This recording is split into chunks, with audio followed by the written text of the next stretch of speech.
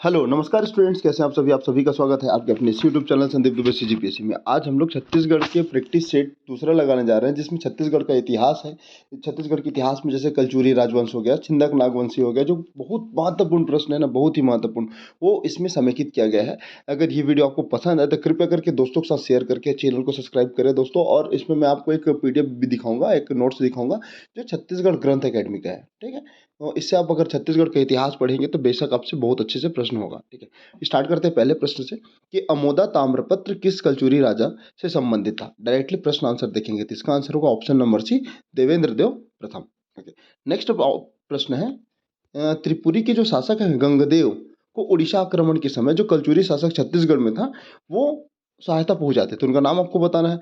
तो उनका नाम है कमल राज, ऑप्शन नंबर सी। देखिए, कुछ समय रहता है, उस समय में आप चीजों को हल कर सकते हैं। नेक्स्ट प्रश्न को देखें कि त्रेता युग में रतनपुर का क्या नाम था। तो इसका नाम क्या था, मणिपुर और माणिकपुर। एक्चुअल में मणिपुर और माणिकपुर में थोड़ा अंतर समझिएगा। तो इसका नाम क्या था त्रेता युग में, मणिपुर। आपको बताना है सतयुग में क्या नाम था, सतयुग में किसका, रतनपुर का। कमेंट में इसका आंसर बिल्कुल करिए यार। ओके, नेक्स्ट प्रश्न है कि निम्नलिखित में कौन सा स्थान कलचुरियों की राजधानी नहीं थी। त्रिपुरी, तुम्बाड़, रतनपुर या जाजलदेव। देखो, ये तो तीनों आपको दिख जाएगा। स्टार्ट प्रारंभिक राजधानी ये अपना भारत स्तर पर मध्य प्रदेश में, ठीक है। और ये रतनपुर स्थानांतरित किया रत्नदेव प्रथम ने। लेकिन जाजल प्रथम ने इसका निर्माण करवाया। इस क्षेत्र का जांजगीर चांपा के नाम से जाना जाता है। ये इसका उल्लेख नहीं है, तो इसका आंसर क्या है, ऑप्शन नंबर सी। अगला प्रश्न देखते हैं कि रत्नदेव प्रथम के संबंध में क्या कथन सत्य है। इनका विवाह राजल्ला से हुआ, ठीक। इनके समय रतनपुर को कुबेरपुर कहा जाता था और इनकी राजधानी तुम्बाड़ से रतनपुर थी, मतलब स्थापित किया। देखो, राजल्ला से नहीं नौलल्ला से हुआ था, पहला चीज तो यही कथन गलत हो गया। जहां जहां एक दिख रहा है भैया सबको गलत कर दो, ये गलत ये गलत ये गलत। तो ऑप्शन नंबर क्या बच जाएगा, बी। तो इन्होंने जो दूसरा और तीसरा कथन है कि रतनपुर कुबेरपुर कहलाता था और तुम्बाड़ से रतनपुर स्थापित किया, स्थानांतरित किया राजधानी, तो ये ऑप्शन नंबर बी हो जाएगा। सॉरी, ऑप्शन नंबर बी हो जाएगा। नेक्स्ट प्रश्न देखते हैं, कलचुरी वंश में राजाओं का जो क्रम है ना उसको आपको व्यवस्थित करना है। तो मैं आपको इसका आंसर बता दूं। सबसे पहले आएगा, सबसे पहले कौन आएंगे भाई, सबसे पहले आएंगे कमलराज एक, ओके, मतलब दूसरा। उसके बाद आ जाएंगे रतनपुर शहर स्थापित किया, चार। उसके बाद आ जाएंगे जाजल्लदेव एक, फिर पृथ्वीदेव चार। तो इस प्रकार से, सॉरी तीन। तो इस प्रकार से इसका क्रम बनेगा दो चार एक तीन, ठीक है। ऑप्शन के हिसाब से उसको मिलाना है। नेक्स्ट प्रश्न दिया है कि सर्वप्रथम किस कलचुरी राजा ने सकल कोसलाधिपति की उपाधि धारण करी या किया था। तो ये जो है, ये व्यक्ति का नाम आपको ध्यान में रखना, पृथ्वीदेव प्रथम, बहुत ही प्रतापी शासक थे। ओके, देखिए दोस्तों, ये ना छत्तीसगढ़ ग्रंथ अकेडमी, हरिराम पटेल और एक याद रखना अमरोही सर का पुस्तक का ये एक प्रकार से सार है। यहाँ पास लिखा है ना, छत्तीसगढ़ में कलचुरी राजवंश के पूरा प्रारंभ में 909 से प्रारंभ होकर 1741 तक चला है। तो है वंशी कहलाते थे यहाँ के। तो यहाँ पास महत्वपूर्ण फैक्ट दिए हुए हैं।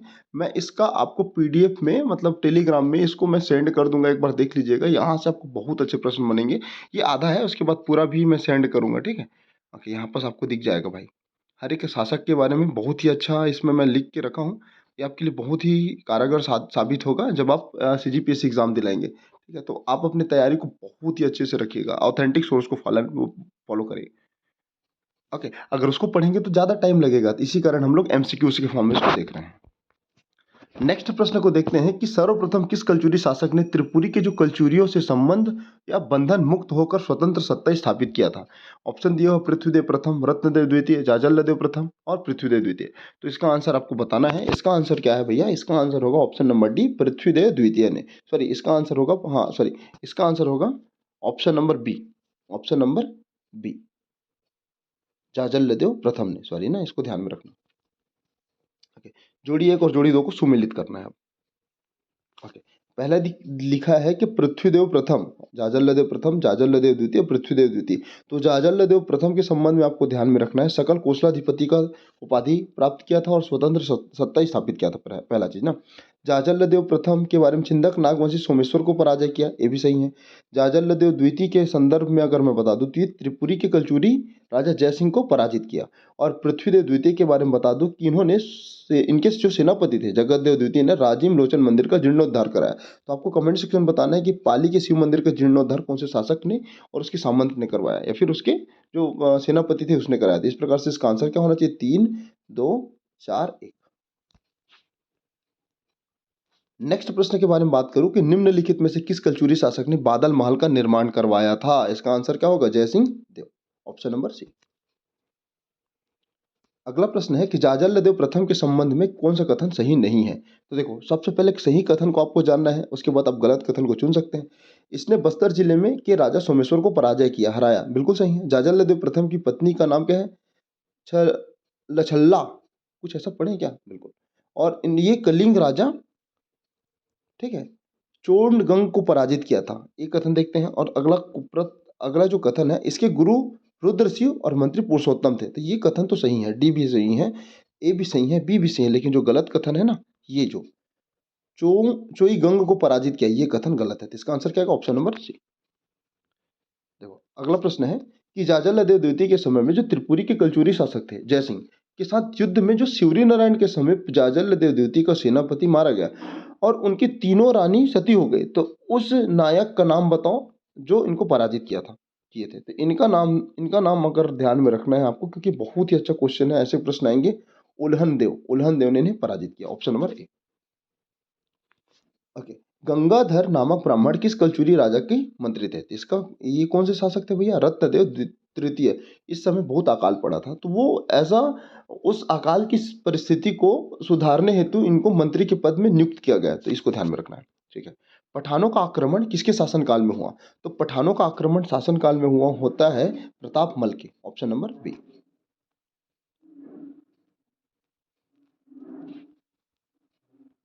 अगला प्रश्न देखते हैं कि रत्नदेव तृतीय की कौन सी दो पत्नियां का उल्लेख खरौत के शिलालेख में है? देखो, रल्हा, उमा, पद्मा, उषा, ये सब उनकी पत्नियां हैं, लेकिन खरौत शिलालेख में जिनका उल्लेख मिलता है उनका नाम है, एक तो नाम है, ऑप्शन नंबर क्या आना चाहिए, एक मिनट पहले चेक कर लेते हैं। रल्हा नहीं, रल्हा नहीं थी, एक मिनट ना, रल्हा थी, रल्हा एक, ओके, और उषा दो, मतलब उषा नहीं, पद्मा, ये भी नहीं, पद्मा। तो इस प्रकार से रल्हा और पद्मा का उल्लेख है खरौत शिलालेख में, तो इसका आंसर क्या है? ऑप्शन नंबर सी।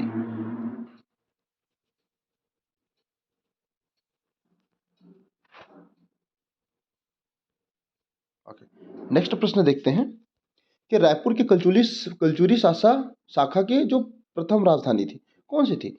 तो रायपुर की कलचुरी शाखा की प्रथम राजधानी थी, ऑप्शन नंबर बी, खल्लवाटिका। अगला प्रश्न को देखते हैं, कल्याण साय के बारे में निम्न में कौन सा कथन सही है, आपको बताना है। वे अकबर के दरबार में उपस्थित रहते थे, मतलब हुए थे, तो ये कथन तो बिल्कुल गलत है यार। तो आपको बताना है कल्याण साय किनके दरबार में थे? जहांगीर के दरबार में थे, सबसे पहला चीज। जब वे मुगल दरबार में उपस्थित हुए तब भारत के राजा कौन थे, शासक कौन थे? जहांगीर। तो कुल मिला के पहला कथन तो ऐसे ही गलत हो गया। ओके, तो यहाँ बस एक नहीं आएगा, ऑप्शन नंबर बी आएगा। बाकी दो कथन को एक बार देख लेते हैं।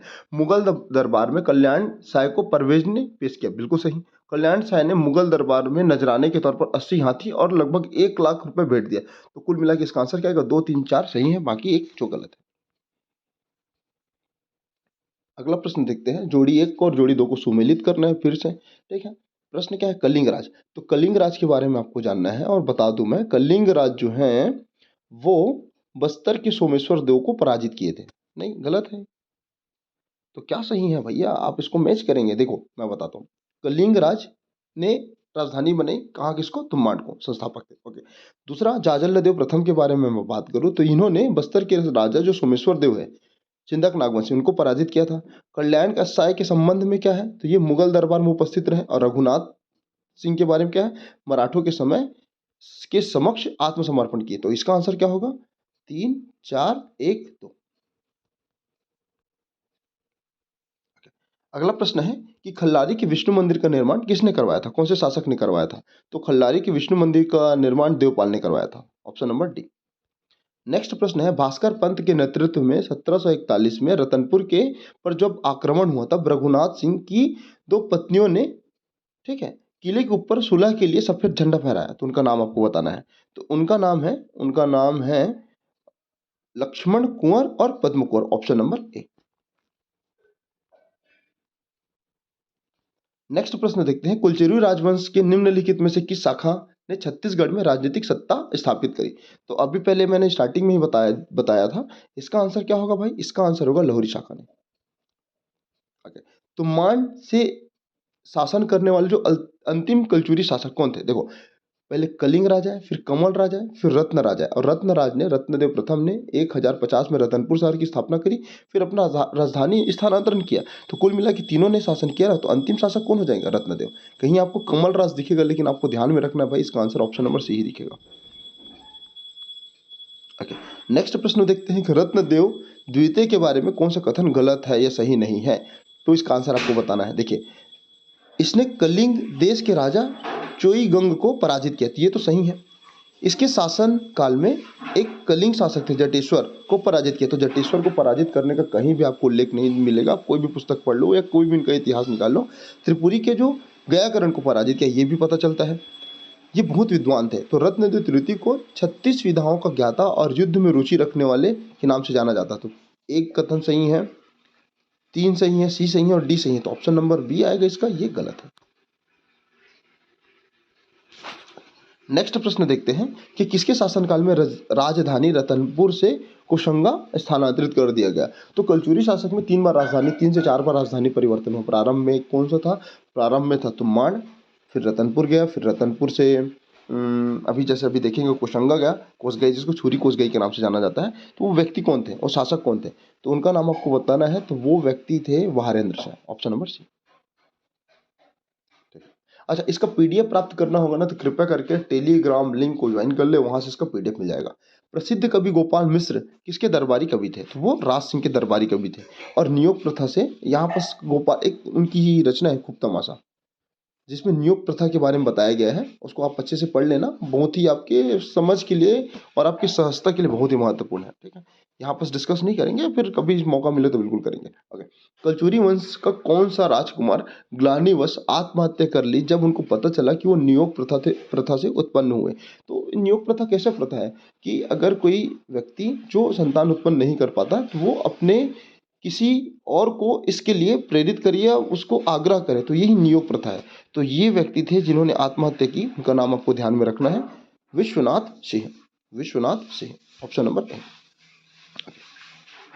अगला, कौशल के 21,000 ग्रामों की अधिपति किन्हें कहा जाता था? तो किन्हें कहा जाता था? तो ये व्यक्ति थे, ये पृथ्वीदेव प्रथम। इनको 21,000 ग्रामों की अधिपति कहा जाता है, ध्यान में रखना। किस कलचुरी राजा के सेनापति जगपाल ने चक्रकोट पर, मतलब बस्तर पर आक्रमण किया, जिसके कारण अनंत वर्मा चोंडगम भयभीत होकर समुद्र तट की ओर भाग गया? तो वो व्यक्ति थे, वो प्रतापी शासक थे, वो राजा थे। उनका नाम आपको ध्यान में रखना है, पृथ्वीदेव द्वितीय ने जब आक्रमण किया ना भाई, तो ये जो चोड़गंग थे ना, वो भयभीत होकर भाग गया यहाँ से।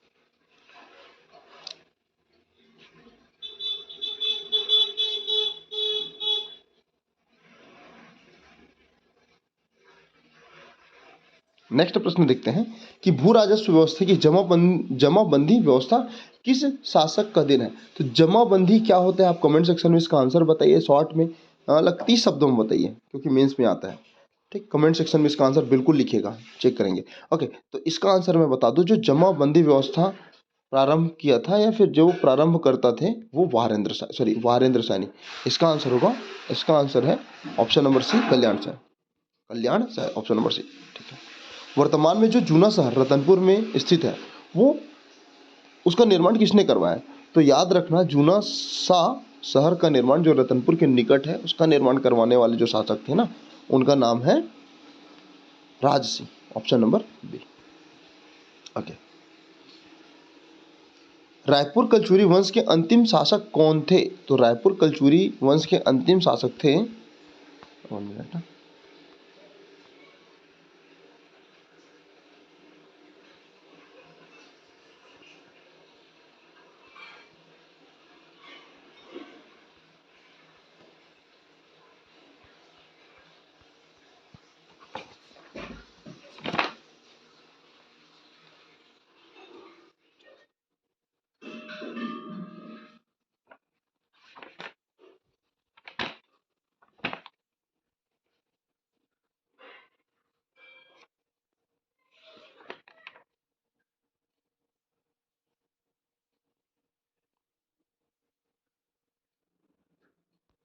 देखिए इसका आंसर आप इस प्रकार से ले सकते हैं, अगर मान लो बात करते हैं रतनपुर के बारे में। रतनपुर के क्षेत्र में शासन करने वाले, मतलब छुरी कोसगई में जब स्थानांतरित हुआ राजधानी, तो अंतिम शासक होते हैं मोहन सिंह।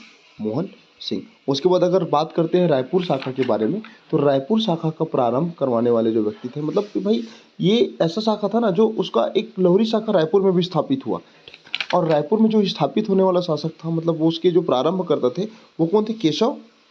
केशव देव। बहुत सारे शासक आए, फिर लक्ष्मी देव आए, फिर सिंघन देव आए, और जबकि आपको पता होना चाहिए रामचंद्र देव, ठीक, और उनके पुत्र ब्रह्म देव, ये बहुत ही महत्वपूर्ण शासक थे। तो रामचंद्र देव ने रायपुर नगर की स्थापना करी, ठीक, मतलब रायपुर शहर को निर्माण करवाया। और कुल मिला के इसमें अंतिम शासक देखेंगे ना इस बिहाफ में, तो इसका आंसर होगा अमर सिंह। अमर सिंह। अगला प्रश्न देखते हैं। ठीक है, अगला प्रश्न है कि निम्नलिखित में कौन सा शासक छिंदक वंश से संबंधित है? तो आपको बताना इनमें से कौन सा है। तो देखो, सोमेश्वर है, कन्हर जी हैं, जयसिंह है, लेकिन गोपाल देव नहीं है। तो जहां पर दो दिख रहे हैं उसको काट दो, तो ये कटा, ये कटा, ये कटा, तो इसका आंसर क्या है? Option number D. अगला प्रश्न देखते हैं, भ्रमरकोट निम्नलिखित में से किस शहर का प्राचीन नाम है? तो भ्रमरकोट कहा जाता था पहले बस्तर को। Option number B. अगला प्रश्न देखते हैं कि कौन से राजवंश का गोत्र कश्यप गोत्र था? तो कश्यप गोत्र वाले जो राजवंश थे ना, उनका नाम है Chhindak Nagvanshi. Option number B. Okay okay. Kakati नरेश प्रताप देव, ठीक, प्रताप रुद्र देव का किसने गोद लिया था? किसने गोद लिया था? तो इसको बताना है। ये गोद लेने वाले जो शासिका थी उनका नाम है रुद्रम्बा देवी। रुद्रडम्बा देवी, इसको ध्यान में रखना। ठीक है। नेक्स्ट प्रश्न है, गंग महादेवी का शिलालेख। गंग महादेवी का शिलालेख कहाँ से प्राप्त हुआ है? तो ये आपको ध्यान में रखना है, बारसूर से। Option number D. ओके। अगला प्रश्न देखते हैं, किस शासक को के द्वारा भगवती पुरेश्वर की उपाधि धारण की जाती है? ठीक है, मतलब कौन से शासक, कौन से राजवंश को भगवती पुरेश्वर की उपाधि प्राप्त थी? तो ये आपको ध्यान में रखना है। इसका आंसर हो जाएगा option number B, Chhindak Nagvanshi. अगला प्रश्न देखते हैं कि छिंदक नागवंश अंततः पराजित हुए। तो किनसे पराजित हुए थे? ये पराजित हुए थे वारंगल के चालुक्यों द्वारा। Option number A. ठीक है। नेक्स्ट प्रश्न है, एराकोट अभिलेख में किसका वर्णन मिलता है? तो सिंहराज, भीमसेन, नृपतिभूषण, प्रसन्न मात्र। तो एराकोट अभिलेख में आपको जो उल्लेख मिलेगा उस शासक का नाम है नृपतिभूषण। Option number D. अगला प्रश्न है, दंतेवाड़ा से किसका शिलालेख प्राप्त? तो दंतेवाड़ा से शिलालेख जो प्राप्त हुआ है उनका नाम आपको बताना है। तो उनका नाम है Annamdev. Annamdev. Option number D. ठीक है। नेक्स्ट प्रश्न के बारे में बात करूं तो बस्तर के किस वंश के शासन से बस्तर का इतिहास शुरू होता है? तो भैया बस्तर का इतिहास छिंदक नागवंशियों द्वारा होगा। इसमें प्रसिद्ध जो शासक थे ना, संस्थापक का नाम बताना सबसे पहला चीज, और बताना सोमेश्वर देव के बारे में कुछ महत्वपूर्ण फैक्ट को बता देना। छिंदक नागवंश शासक के जो अंतिम शासक थे उनका नाम क्या है? Harish Chandra Dev ji. Option number D. ठीक है। मामा भांजा मंदिर का निर्माण किसने करवाया? तो मामा भांजा मंदिर का निर्माण छिंदक नागवंशियों ने करवाया था। नरेश, ठीक, काकती राजवंश की स्थापना का श्रेय किन्हें जाता है? पुरुषोत्तम देव, अन्नम देव, और ऑप्शन है आपके पास, ठीक है, जयसिंह देव और राज रघुनाथ सिंह। तो इसका आंसर आपको बताना है। इसका आंसर होगा काकती राजवंश की स्थापना अन्नम देव ने करा। Option number B. नेक्स्ट प्रश्न है, बस्तर में गोंचा पर्व कब से प्रारंभ किया, किसने शुरू किया? तो देखो, गोंचा पर्व का प्रारंभ होता है आषाढ़ मास से। आषाढ़ मास से, ठीक है। और प्रारंभ किसने करवाया? तो प्रारंभ करवाने वाले व्यक्ति का नाम आपको ध्यान में रखना है, पुरुषोत्तम देव। अंग्रेजों के अधीन प्रथम काकती शासक कौन थे? तो अंग्रेजों के अधीन प्रथम काकती शासक थे Bhairam Dev. Option number D. Next प्रश्न देखते हैं कि बस्तर के किस वंश के शासन में बस्तर का इतिहास शुरू हुआ? जैसा हमने अभी देखा, छिंदक नागवंश। ओके। छिंदक नागवंश की स्थापना करता, भी मैंने प्रश्न पूछा लेकिन यहाँ पास दिया है, ऑप्शन दिया है नृपति मधुराकांतक, ठीक है, धारावर्ष, सोमेश्वर। आपको इसका आंसर बताना है कमेंट सेक्शन में ना भाई।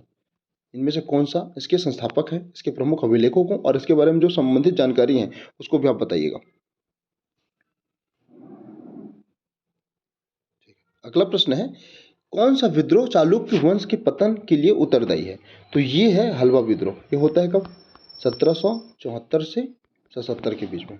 Option number D. ठीक है। बस्तर के खूनी इतिहास का बस्तर के खूनी इतिहास के लेखक कौन है? तो ये जो हैं इनका नाम आपको बताना है। तो वो हैं option number B, Kedarnath Thakur. ठीक है। नेक्स्ट प्रश्न देखते हैं। देखिए कुछ प्रश्न और शेष रह गए हैं, उसके बाद ये सेशन कंप्लीट हो जाएगा। यहाँ से आपको कम से कम 2 से 3 प्रश्न अवश्य देखने मिलेगा भाई। ठीक है। छत्तीसगढ़ की प्रथम विद्रोही रानी कौन थी? कि किन्हें किनके नाम पर जाना जाता है? तो ये है रानी चोरिस। ये लगभग 8 सालों तक चला ये युद्ध ना। और सन बताइएगा। इसको जितना भी प्रश्न पूछ रहा हूँ सब आपके लिए बहुत ही महत्वपूर्ण है। तो कितने साल तक चला ये तो बता दिया, लेकिन कब से कब तक चला इसको आपको बताना है। अंतिम काकतीय राजा किन्हें माना जाता है या कौन है? तो ये प्रवीर चंद्र भंजदेव। इनके नाम में छत्तीसगढ़ में राज्य अलंकरण पुरस्कार भी दिया जाता है। तो वो नाम बताइएगा किन्हें प्राप्त हुआ इस साल का। ठीक है।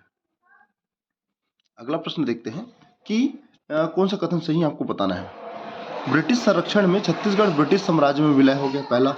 दूसरा, छत्तीसगढ़ में जो प्रशासन के लिए जो ब्रिटिश सुपरिटेंडेंट नियुक्त किए गए थे, मतलब प्रशासन के लिए ब्रिटिश सुपरिटेंडेंट नियुक्त किए गए, दूसरा कथन। और तीसरा, सुपरिटेंडेंट को नागपुर के रेजिडेंट के अधीन कार्य करना पड़ता था। तो इसमें से कौन सा कथन सही है ये आपको बताना है। तो मैं आपको बता दूं इसका आंसर। देखिए इसमें जो ब्रिटिश संरक्षण काल में छत्तीसगढ़ ब्रिटिश साम्राज्य में विलय होगा, ये कथन गलत है। तो जहां जहां दिखे आपको एक, उसको गलत कर दो। ये तो इसका आंसर क्या आएगा? ऑप्शन नंबर सी।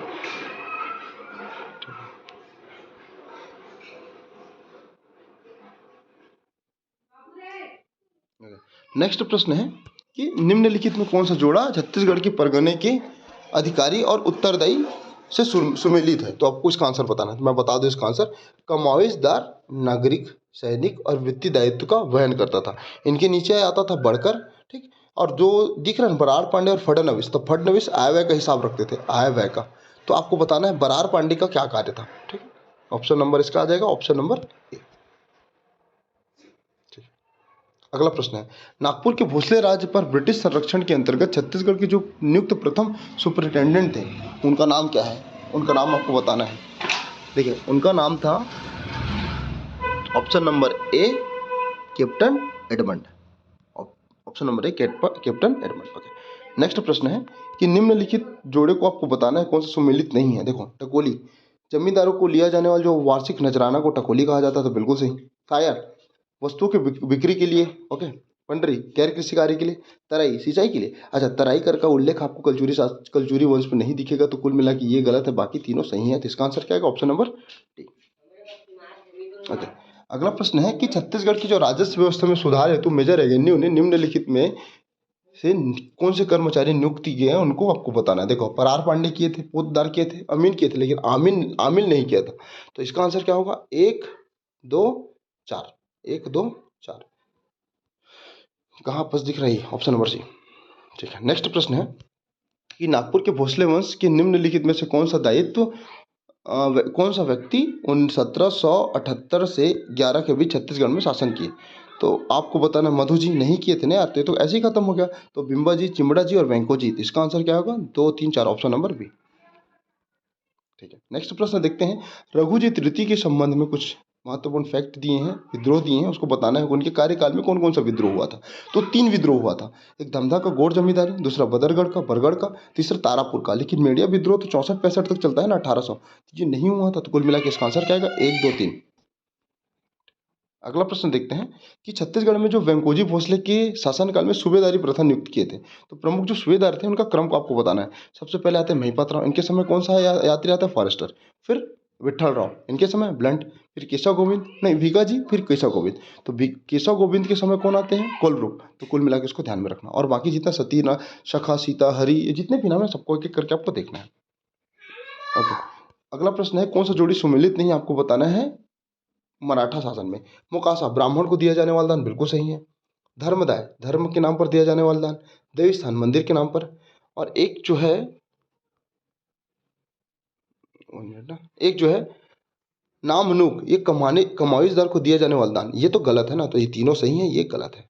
लास्ट प्रश्न है इस सेशन का कि रतनपुर के किस राजा के कार्यकाल में मराठा सेनापति भास्कर पंत ने आक्रमण किया? तो तब शासक थे छत्तीसगढ़ में, ये थे कल्याण साय, नहीं ये थे ऑप्शन नंबर ए रघुनाथ राय। ठीक। तो इस प्रकार से पूरा प्रश्न कंप्लीट होता है। यहाँ पर हमने 50 प्लस प्रश्न किए। अच्छा लगे सेशन को लाइक करके, वीडियो को लाइक करके चैनल को सब्सक्राइब करें। मिलते हैं अगले वीडियो में। God bless you all.